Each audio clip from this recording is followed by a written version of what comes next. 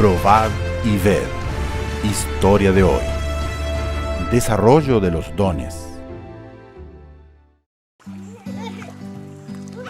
Lucas es un niño muy feliz.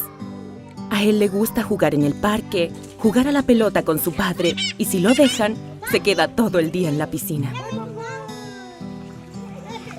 Nacido en un hogar adventista, la iglesia siempre formó parte de su vida. Es allí donde su potencial para participar en actividades espirituales se destaca. Siempre atento a las programaciones, él es motivo de gran satisfacción para sus padres. Sin embargo, Lucas presentaba un problema. Tenía dificultades para leer y no lograba seguir el ritmo de su clase en la escuela. Aún así, todos los días, él abría la Biblia con la esperanza de leer las palabras. Un día, mientras participaba en el grupo pequeño en su casa, algo sorprendente sucedió con Lucas. ¿Puedo leer un texto de la Biblia? Sí, Lucas.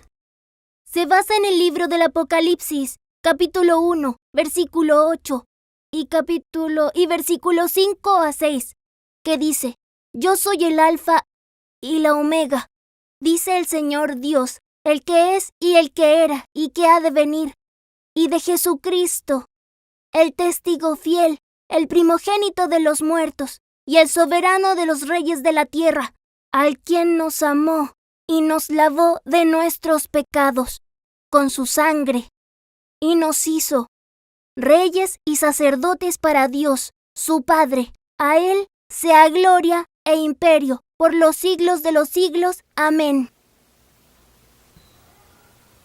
Oye, Lucas, hay algo que no pude entender hoy en el grupo pequeño. Tú pediste leer un texto bíblico de la Biblia, pero tú no sabes leer. ¿Cómo fue eso? Lucas le dijo a su madre que Jesús lo estaba ayudando con la lectura y la comprensión de los versículos bíblicos. Desde ese momento, su vida cambió progresivamente. En la escuela, él está entre los alumnos más estudiosos. Los maestros están siempre atentos a sus preguntas y le dedican mucha atención. Él simplemente... Y no faltan amigos para compartir los buenos momentos en la hora del recreo. Lucas siempre fue un niño muy temeroso de Dios. Su principal pasatiempo es escuchar canciones cristianas, cantar himnos de alabanza y estudiar las Sagradas Escrituras. Lucas es un niño que no solo lee la Biblia, él estudia las historias, parábolas y profecías con dedicación. Produce sus propios slides para ilustrar los pequeños sermones que él mismo crea.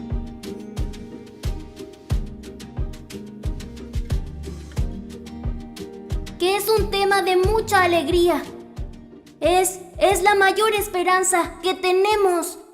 Y que es un tema que también es un tema de mucha atención y de mucha preparación. Y es el tema del retorno de Jesús. ¿Y quién cree que Él va a volver? Diga amén. Amén.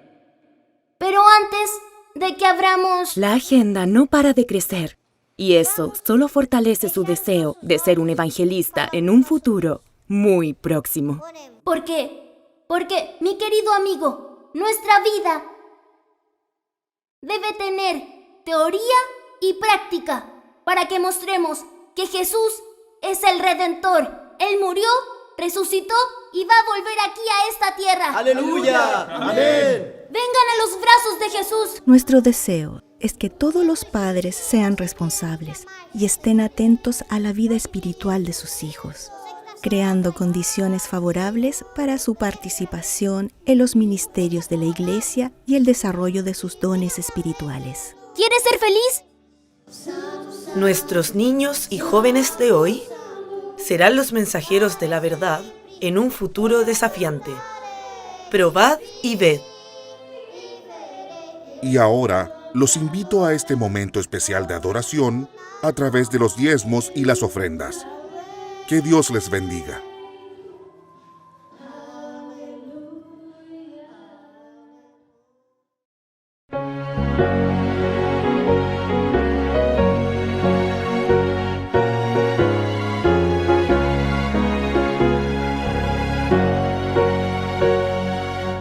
Suenen las palabras palabras del buen Salvador, o traedme el diezmo al granero. Aclamad a Cristo, dueño y creador, dadle lo mejor primero. O traedme el diezmo al granero, probadme hoy, dice Jehová, quien sobre tierras y dinero bendiciones abundantes pondrá. Cristo nuevamente vuelve a decir, con el diezmo y liberal ofrenda, muchos el mensaje hoy podrán oír y hallarán la santa senda.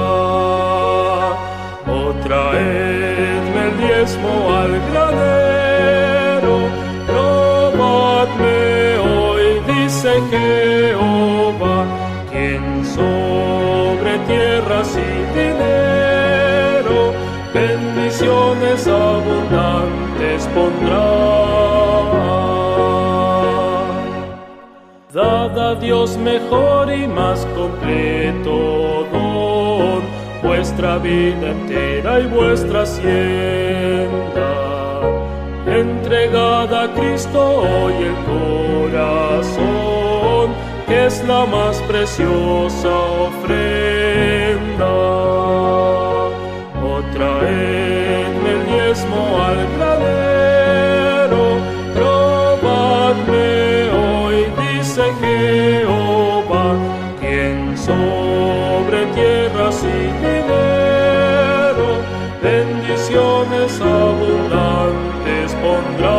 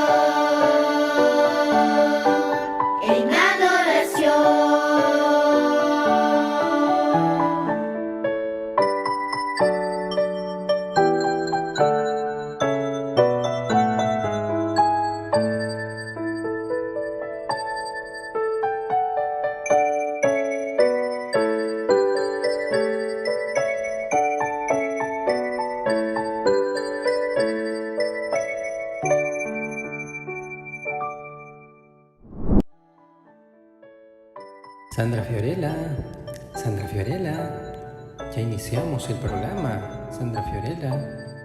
Ay, creo que sí, ahí voy. Ahora sí me va a salir. Yo creo que después de 10 veces que lo he intentado, esta sí me sale. Ay, estoy caminando derechito. Sí, lo estoy logrando. ¡Ay! ¡Auch! Ay, no, mejor me quito la venda. Está muy difícil esto. Ay, estaba intentando caminar derechito sin poder ver, pero es imposible. Y justamente hoy quiero hablarles de un personaje que caminó sin saber a dónde iba. No porque era ciego, no, sino porque era muy obediente. Pero antes de contarte la historia, quiero saludar a los aventureros y también a los niños, porque hoy es un día muy especial para ellos. Que Dios los bendiga y les dé mucha felicidad. Te voy a dar algunas pistas para que descubras de qué personaje estoy hablando. ¿Estás de acuerdo? Este hombre tenía muchos bienes.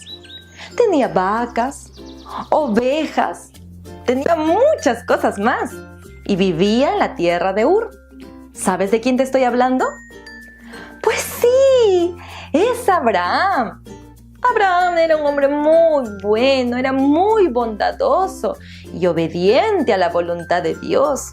Pero él vivía en un lugar donde su familia no creían en Dios, no lo adoraban, adoraban a ídolos, a dioses diferentes. Qué triste, ¿verdad? Por eso es que Dios quería que salga de ese lugar. Además, Dios quería bendecirlo con algo muy especial. ¿Y saben lo que hizo Abraham? Pues obedeció a la voz de Dios que le dijo: Abraham, Abraham. Dime, Señor, ¿qué quieres que yo haga? Deja tu tierra y tu parentela y ve a la tierra que yo te mostraré. Haré lo que tú me digas, Señor. A pesar de que Abraham no sabía a dónde iría, pues Abraham decidió escuchar y decidió obedecer. Tomó todas sus cosas, tomó a su esposa, a sus criados y se fue rumbo, no sabía dónde, pero se fue obedeciendo a la voz de Dios. ¿Será que ustedes hubieran obedecido a ese pedido sin siquiera saber a dónde iba? Pues Abraham lo hizo. Él fue muy obediente, claro que sí. Dejó todo solamente por saber que había una promesa que Dios le hizo y ni siquiera sabía cuál era. Pues saben, niños, desde allí Abraham fue conocido como el padre de la fe. ¿Fe? ¿Pero qué es eso? Te lo voy a explicar. ¿Ven este foco? ¿Ustedes pueden ver la electricidad que pasa para poder encenderlo? Claro que no, ¿cierto? Pero saben que existe. Por eso, prende. Eso es tener fe. Fe es creer aunque no veas. Así como la electricidad, que no la ves pero sabe que existe. Así es Dios. No lo puedes ver pero existe. Fe es confiar en lo que no ves. ¿Pero será que se puede confiar en Dios? ¡Claro que sí! Y Abraham lo sabía. Por eso que al escuchar la voz de Dios, confió en lo que Él le dijo. Y tomó a su esposa, a sus criados, y se fue rumbo a una tierra que ni siquiera conocía. ¿Quieren saber algo más? Abraham, cada vez que se detenía a descansar, construía un altar para adorar al único Dios verdadero. Y cuando se iba, no lo destruía. ¿Saben por qué? Porque él sabía que cuando pasarían las personas, mirarían ese altar y entonces sabrían que allí se adoró al único Dios verdadero. Porque la fe, aparte de obedecer, también te lleva a predicar. ¿Recuerdas la historia de la semana pasada acerca de la niña? ¿Lo recuerdas? Pues Abraham también practicaba esto. Después de mucho tiempo viajando, Abraham llegó a la tierra que Dios le había prometido. Esa tierra se llamaba Canaán. Era una tierra muy especial y muy hermosa. ¿Y saben? Abraham llegó a ser muy rico, muy bendecido, pero más fue conocido por ser justo, bondadoso y amigable. ¿Y saben por qué? Porque él decidió tener fe en Dios. Y la fe te lleva a obedecer. Sí que fue todo un aventurero, ¿cierto? Qué linda historia, ¿verdad? ¿Qué te parece si repetimos el versículo para poder memorizarlo? Lámpara es a mis pies tu palabra y lumbrera a mi camino. Salmo 119, 105. Ahora vamos a orar y vamos a pedirle a Dios que nos ayude a ser como Abraham, obedientes y aprender a confiar en Él. Vamos a orar. Querido Dios, te damos las gracias por esta historia. Queremos que tú nos ayudes a ser como Abraham, poder confiar en ti para poder obedecerte. Señor, también queremos pedirte de manera especial por los niños y los aventureros, que tú los bendigas en este día. Gracias por todo, en el nombre de Jesús. Amén. Que Dios los bendiga. Ya nos vemos.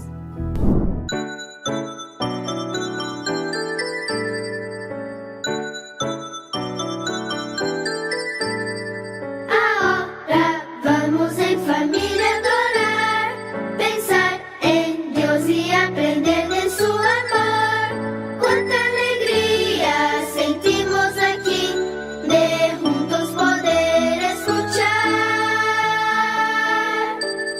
La voz del Señor, la voz del Señor.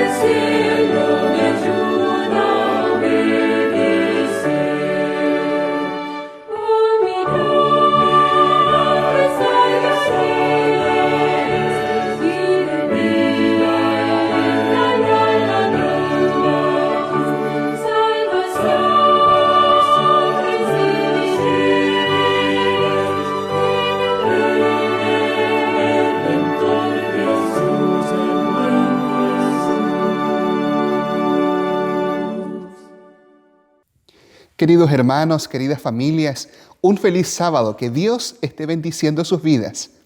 Estamos muy contentos luego de una semana muy especial, donde los niños de la iglesia han cantado, han tomado parte y han presentado la palabra de Dios. Quiero felicitar a cada uno de los papitos, de las mamitas, de las maestras que estuvieron detrás de este programa e hicieron posible esta hermosa semana. Que el Señor les bendiga a ustedes también. Como es nuestra costumbre, vamos a orar al Señor para que Él nos acompañe en la reflexión de su palabra en esta hora. Oremos. Nuestro Padre Celestial, le alabamos y le glorificamos porque usted es nuestro Dios y Creador y porque en este día, Señor, podemos rendirle culto. En este momento, Señor, nos disponemos a escudriñar su palabra. Queremos aprender qué es lo que usted nos tiene que decir. Señor, denos esperanza, que su mensaje infunda ánimo a aquellos que están solos, que dé fuerza y valor a aquellos que están con miedo, que dé esperanza a aquellos que están con enfermedad y alguna estrechez económica. Señor, que dé luz a aquellos que están en tinieblas. Pedimos esto en el nombre de Jesús. Amén. Le invito a abrir su Biblia junto conmigo. ¿Tiene su Biblia, su espada? Abra, por favor, en el Evangelio de Juan, capítulo 2, verso 11. Evangelio de Juan, capítulo 2, verso 11. Este es el primer texto con el que vamos a comenzar el mensaje de esta hora. Dice así: Este principio de señales hizo Jesús en Caná de Galilea y manifestó su gloria, y sus discípulos creyeron en él. Cuando el discípulo amado Juan decide escribir sobre Jesús, escribe el evangelio que lleva su nombre, él tiene un propósito muy definido. El evangelio de Juan es el último evangelio en escribirse. Y de hecho no solamente es el último evangelio en escribirse, sino que contrario a lo que muchas personas creen, Apocalipsis no fue el último libro de la Biblia en escribirse, sino el evangelio. Juan quiere presentar quién es Jesús. Había muchas teorías, muchas doctrinas. Juan quiere presentar que Jesús es Dios. Para afirmar esta aseveración, entonces, él en su evangelio organiza y presenta 7 grandes milagros que van de menos a más y que procuran demostrar esta profunda aseveración. El primer milagro es cuando el Señor Jesús transforma el agua en vino. El segundo es cuando sana al hijo de un noble, de un oficial del Imperio Romano. El tercero es cuando sana a un hombre que llevaba paralítico 38 años allí en el estanque de Betesda. El cuarto es cuando Jesús calma la tempestad. El quinto es cuando el Señor allí en el desierto multiplica panes y peces. El sexto es cuando el Señor Jesús sana a un ciego de nacimiento.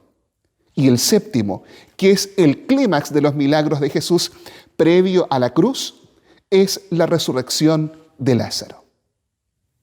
Dice el pasaje que en aquel momento en Caná, en el primer milagro, Jesús les manifestó su gloria y los discípulos creyeron en él. ¿Qué es lo que es gloria? Cuando hablamos de gloria, hablamos de honor, hablamos de esplendor. Pero en el caso de la Biblia, la gloria de Dios es su carácter. ¿Recuerdan cuando Moisés ve la gloria de Dios? Lo que yo hubiera esperado era que Moisés dijera, bueno, Dios es brillante, es grande, tiene una barba grande. Pero cuando Moisés describe la gloria de Dios, él describe características de su personalidad. Dice cómo es el carácter de Dios. Por lo tanto, en el capítulo 2, Jesús revela la gloria de su carácter. ¿Cómo es Jesús? Es lo que veremos a la luz del milagro de las bodas de Caná. Volvamos un par de versículos atrás, a Juan capítulo 2, versos 1 y 2. Juan 2, 1 y 2. Leo para ustedes la palabra de Dios. Al tercer día se celebraron unas bodas en Caná de Galilea, y estaba allí la madre de Jesús. También fueron invitados a las bodas Jesús y sus discípulos. Juan comienza este episodio en un ambiente bastante familiar y festivo. Dice que se produjo una boda en Caná de Galilea. Caná de Galilea era un pueblito, no sé si pueblito o si alcanza para pueblito, era una población, un villorrio que estaba muy cercano a Nazaret de Galilea. Y allí se produce un casamiento. Los novios eran familiares de María y de Jesús. Pero quiero resaltar lo siguiente. Juan, que es el único que presenta esto, describe el milagro de Jesús que ocurre en una boda. Pero antes que el milagro, lo que me llama la atención es que Juan presenta a Jesús asistiendo a la invitación de un casamiento de una pareja muy humilde en un villorrio de Galilea. ¿Por qué llama la atención? Porque el evangelista Juan, a diferencia de los otros evangelios, cuando comienza su libro, no habla del nacimiento de Jesús.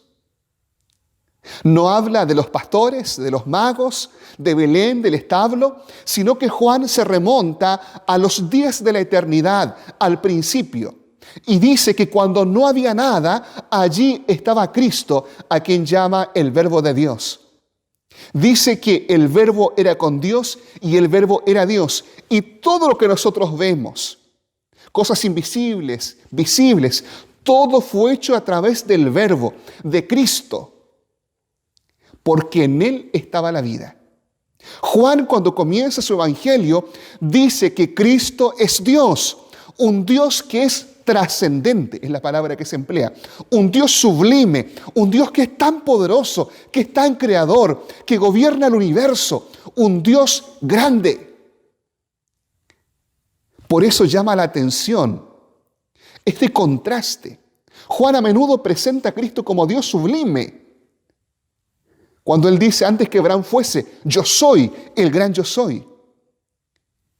Pero el contraste se da porque este gran Dios, este gran yo soy, este creador del cielo y la tierra, aparece recibiendo y aceptando la invitación a un casamiento humilde y sencillo en Caná de Galilea.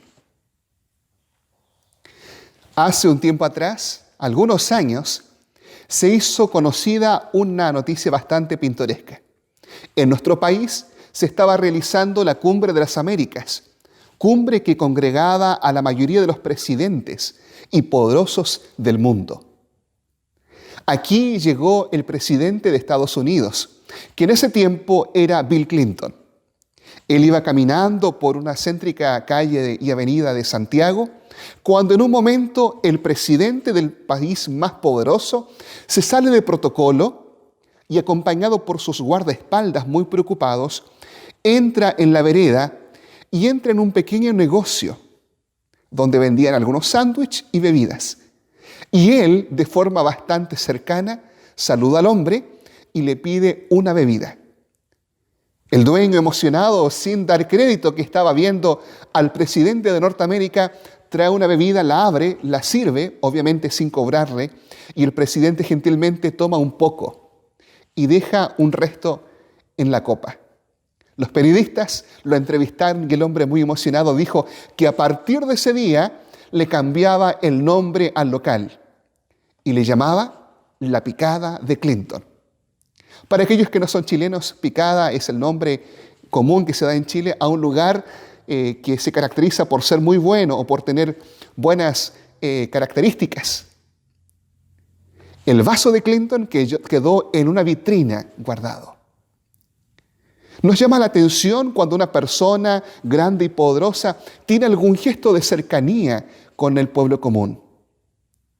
Cuando Juan presenta a Jesús, no solamente lo presenta asistiendo a una boda, recibiendo la invitación para ir a una casa. Hay escenas bastante típicas y comunes donde Juan presenta a este Dios de forma cercana. Por ejemplo, en el capítulo 1, verso 43, Andrés y Juan van siguiendo al Señor Jesús y le preguntan, Señor, ¿dónde moras? Y dice que ocurre algo especial. Jesús los invitó a su casa y se quedaron toda aquella tarde con Jesús. ¿Se imagina usted quedar e ir a la casa de alguien tan importante, de una celebridad o un personaje? Jesús era ese. Y Juan registra que Jesús recibió a discípulos en su casa. Juan muestra a un Dios que, aunque es grande y trascendente, es un Dios inmanente. ¿Qué quiere decir eso? A un Dios cercano, a un Dios que, aunque es poderoso, también quiere estar cerca de la vida cotidiana de las personas. Es por eso que Juan, de forma única, porque nadie más lo registra, presenta a un Jesús que, cansado del camino, está sentado junto al pozo y tiene una conversación con una mujer samaritana que venía a hacer algo bastante cotidiano, sacar agua en su cántaro. Jesús se da el tiempo de conversar con una mujer que está en su labor diaria. Me gusta una última escena. Juan tal vez es el único evangelista que presenta que Jesús preparó un desayuno. ¿Sabía usted que Jesús preparó el desayuno para sus discípulos? Vayamos allí a Juan, capítulo 21, verso 9. Juan capítulo 21, verso 9. Los discípulos han estado pescando toda la noche, de forma infructuosa, aparece Jesús, permite que puedan pescar, y entonces Pedro y Juan reconocen que es el Señor. Y cuando ellos llegan a la playa, se encuentran con la siguiente escena. Juan 21:9. Al descender a tierra, vieron brasas puestas y un pescado encima de ellas y pan.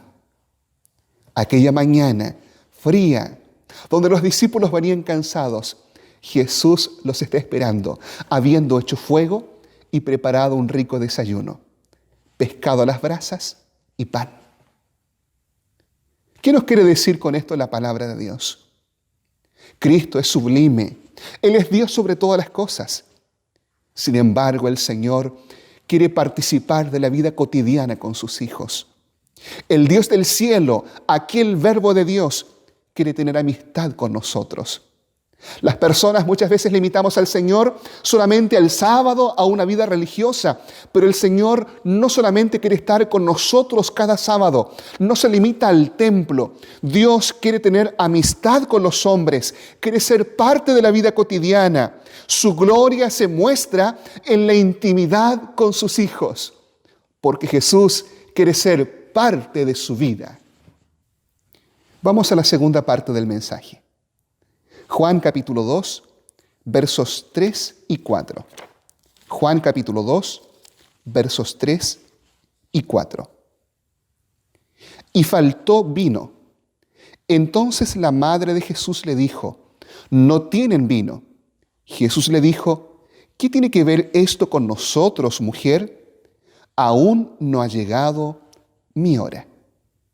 Cuando uno lee la historia, da la impresión que María, la madre del Señor, está apoyando allí en la cocina, tal vez preparando algunos sándwiches, algunos canapés, llevando algunas frutas para que la gente pueda servirse. Y ella, como está colaborando, se da cuenta que faltó el vino. María, como cualquier madre, siente mucho orgullo y felicidad de su hijo. Hacía mucho tiempo, ella, cuando era una jovencita, recibió la visita del ángel Gabriel, quien le anunció que su hijo sería el Salvador, el Mesías. A partir de ese momento, ella fue atesorando recuerdos y escenas especiales. Pudo ver la vida intachable e inmaculada de Jesús. Y ahora había recibido noticias de algo sorprendente que había ocurrido en el Jordán. Se escuchó la voz de Dios. María, como toda madre, albergaba el anhelo de que después de tantos años, por fin su hijo Jesús pudiera tal vez tocar una copa, llamar la atención de todos y decir, hermanos, yo sé que ustedes me conocen, pero quiero decirles que yo soy el Mesías, yo soy el Salvador. ¿Qué tiene que ver eso con el vino? Tiene mucha relación, porque la tradición judía interpretaba que cuando el Mesías apareciera, una de las evidencias que presentaría de que Él era el Salvador, el prometido, sería que proveería de abundante vino para sus hijos. Vayamos allí a Isaías. Isaías capítulo 25, verso 6. Isaías capítulo 25, verso 6. La palabra de Dios dice así, Isaías 25, 6. Y Jehová de los ejércitos hará en este monte a todos los pueblos banquete de manjares suculentos, banquete de vinos refinados, de sustanciosos tuétanos y vinos generosos. Creo que a esta altura es apropiado explicar que el vino, tanto del que habla Isaías como el que habla Juan, no es una bebida embriagante. En el Antiguo Testamento habían por lo menos 3 palabras diferentes para hablar de vino. Una de ellas era yayin, que se usaba para hablar de el jugo proveniente de la vid sin discriminar si era fermentado o no. La otra era checar, que se usaba para hablar exclusivamente de bebida fermentada. La expresión que usa acá es yayin, que no da a entender necesariamente que era una bebida fermentada. Y en Juan la expresión que emplea para hablar de vino es oinos, que también se usa sin discriminación, que podría referirse a una bebida fermentada como también a un jugo de uva. Pero si Juan quisiera hablar claramente de una bebida fermentada, hubiera empleado la expresión gleucos. Como fue el mismo Cristo que en el Antiguo Testamento prohibió el uso de bebidas alcohólicas, no debemos pensar que en ese día Él iba a proveer de un festín embriagante. La Biblia dice que habían 6 cántaros de purificación, 6 tinajas, y en cada uno de ellos entraba entre 80 a 120 litros de líquido. Es decir, en total eran 720 litros de vino. ¿Se imaginan si Jesús hubiera transformado esa agua en 720 litros de bebida embriagante? Claramente el Señor hubiera sido acusado de transgredir los principios y normas de salud que Él mismo había instaurado. Cierro el paréntesis. Pues bien, como María sabe, al igual que todos, según la tradición, que cuando el Mesías venga, proveerá de abundante vino, nótese, este jugo de uva puro, ella le pide al Señor que haga este milagro. Pero María espera no solamente que Jesús ayude a salir de esta situación penosa a los novios, sino que ella espera que Jesús luego de esto pueda hacer públicamente la declaración de que Él es el Mesías y como Mesías reinará en Israel y expulsará a los romanos.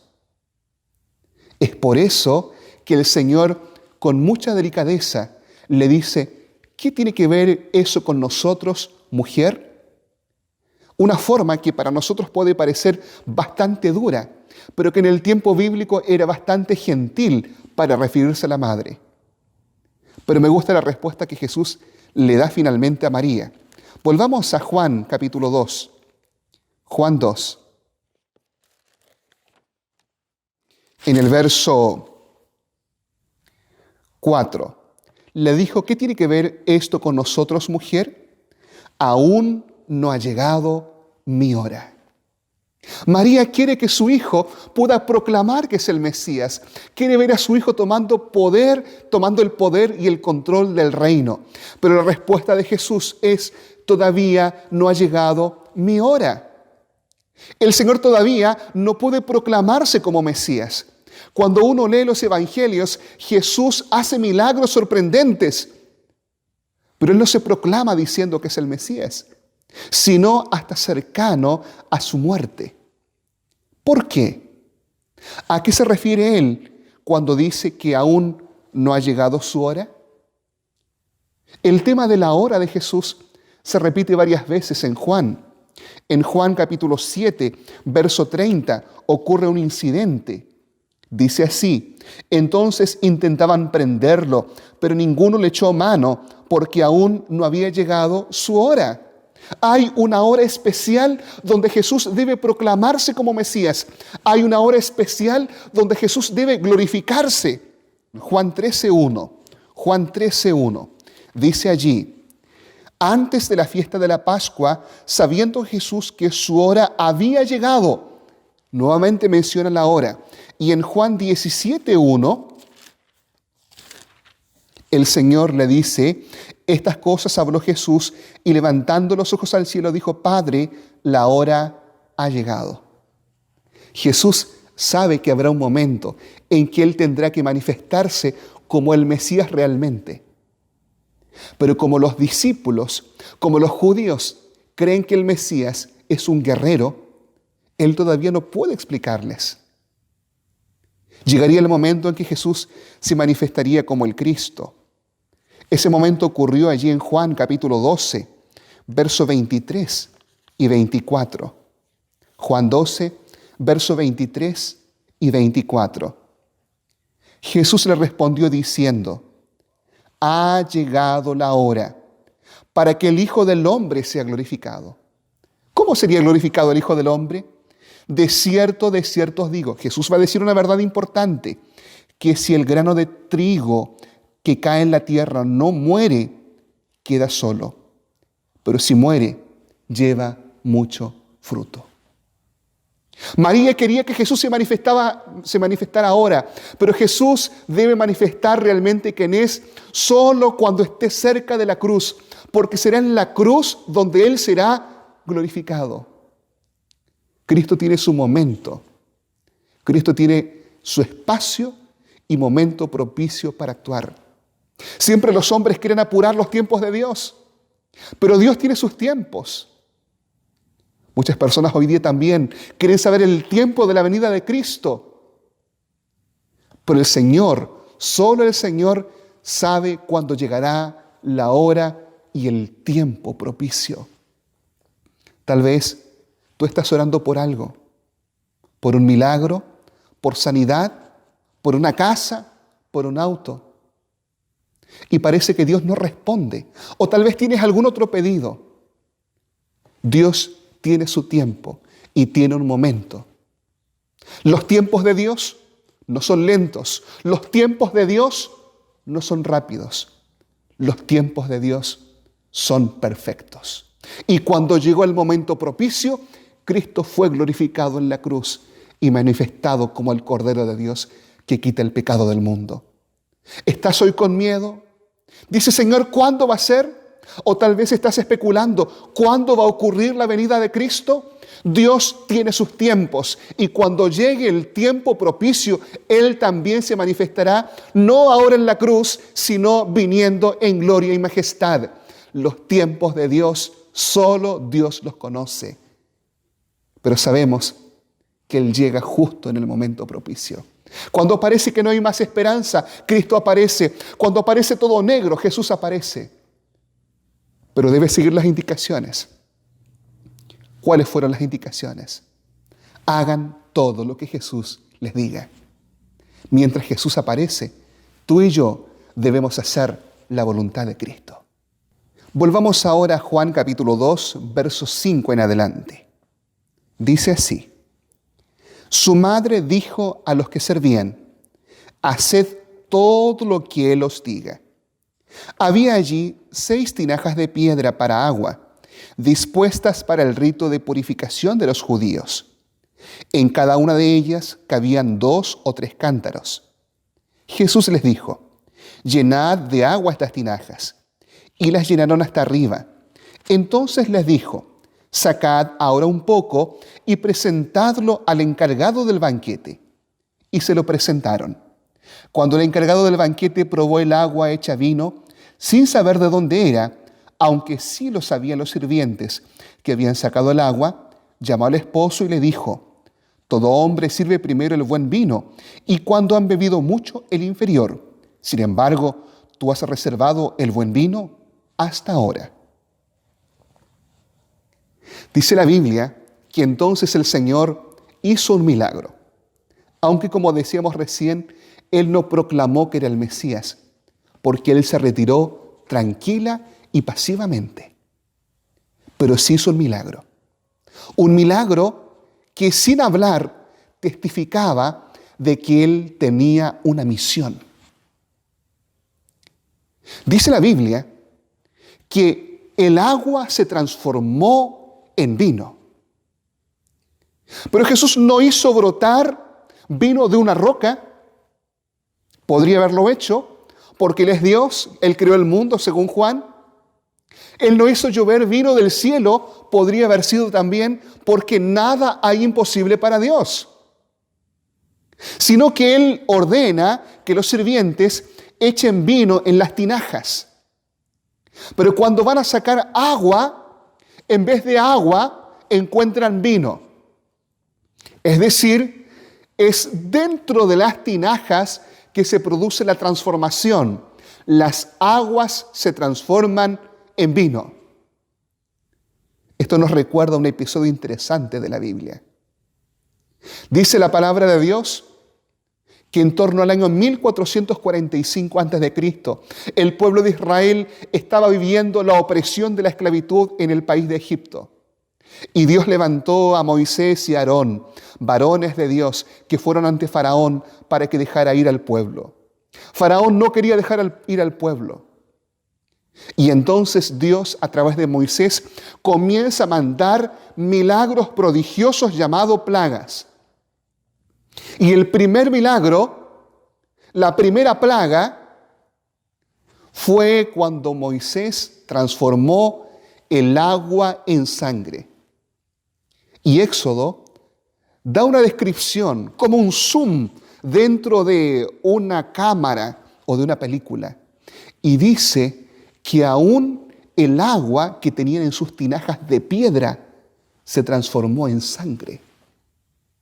Es decir, la última vez que hubo una transformación de agua en otra cosa fue cuando Dios se proponía librar a su pueblo. Moisés transformó no solamente el Nilo, no solamente los pozos, sino el agua que estaba en los cántaros de piedra en sangre. Ahora Jesús transforma el agua en vino, que es símbolo de su sangre. Este milagro claramente da a entender que Jesús está replicando un milagro similar a la primera plaga que Moisés presentó. Es un prenuncio, es un presagio de que este Salvador, de que este Mesías ha venido con una misión similar a la de Moisés. En Juan, Jesús viene a hacer un papel como el de Moisés. Viene y levanta su tienda en medio de nosotros como Moisés. Viene y se levanta como Moisés levantó la serpiente en el desierto. Hay varias similitudes entre Moisés y Jesús. Ambos fueron amenazados por un rey al momento de nacer.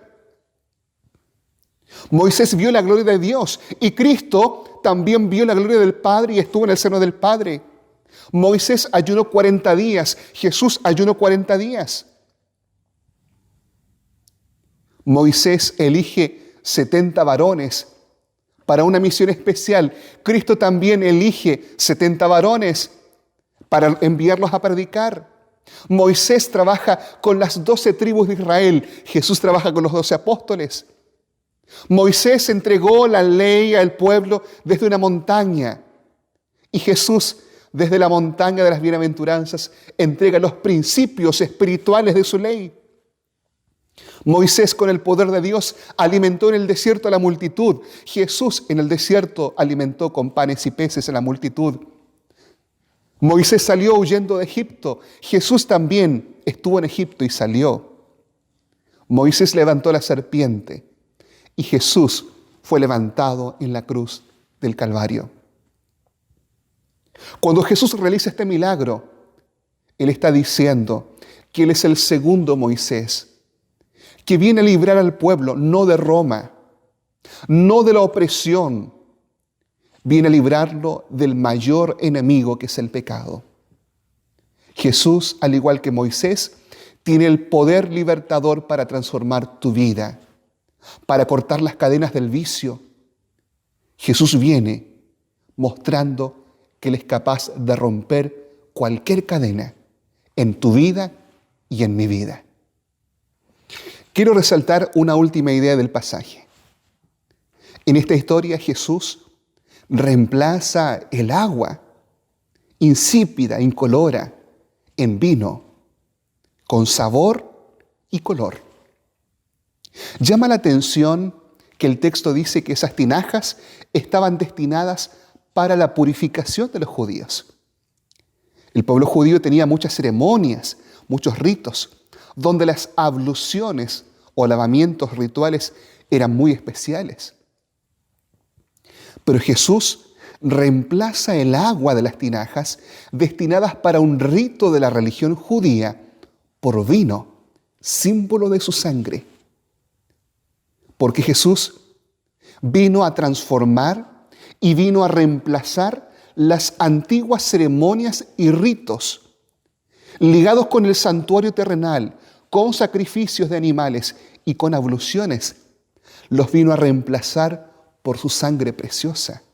Los vino a reemplazar por su sacrificio. El gran tema que aparece en Juan es Jesús reemplazando y renovando. No solamente en Juan 2, porque en algunos versículos más adelante Jesús reemplaza el templo por su cuerpo. Jesús viene para reemplazar el nacimiento de nuestra madre por un nacimiento espiritual. Él tiene el poder de hacernos nacer de nuevo y de renovar nuestra vida. Jesús viene a reemplazar a Jacob por sí mismo y viene a reemplazar el pozo de Jacob por el agua de vida que satisface la sed del alma. Viene a reemplazar la vergüenza que los novios podrían haber experimentado al quedar sin vino por la dicha. Jesús hoy día quiere reemplazar tus penas por alegría. Quiere reemplazar tu vacío por un corazón lleno de su presencia. Quiere reemplazar tus pecados por un corazón puro. Quiere reemplazar tu corazón negro por un corazón de carne. Quiere reemplazar tu vida vacía por una vida abundante, llena de su presencia. Y según Juan 14, muy pronto reemplazará nuestro hogar, este mundo maldecido por el pecado, este mundo maldecido por esta pandemia, este mundo maldecido por dolor, violencia y miedo. Lo reemplazará por un reino y un hogar nuevo que Él está preparando para sus hijos en los cielos. Jesús tiene el poder de renovar, de reemplazar todo. Puede reemplazar y cambiar tu vida. Puede cambiar y reemplazar tu corazón, si tú lo permites hoy día. Uno de los primeros pastores adventistas llegados a Sudamérica fue el pastor Francisco Westphal. Él y su esposa, norteamericanos, su esposa Mary Thurston, llegaron a Sudamérica como los primeros pastores adventistas. Ellos trabajaron en Argentina, Brasil, Uruguay, Paraguay, Chile, Perú, Ecuador. Era el distrito de ellos. Tenían 5 hijos. Y la más pequeñita fue chilena. Nació en nuestro país. Grace Westphal. Debido a que el distrito del pastor era grande y debía ir a Perú, Bolivia, Brasil, la hermana Mary Thurston quedaba mucho tiempo sola. Estando solita, un día Grace se enfermó. No tenían dinero. En ese tiempo los recursos eran escasos. No habían grandes iglesias como para pedir ayuda. Fue de esa forma que llegaron a conocer a un joven médico, quien ganó la simpatía de la familia.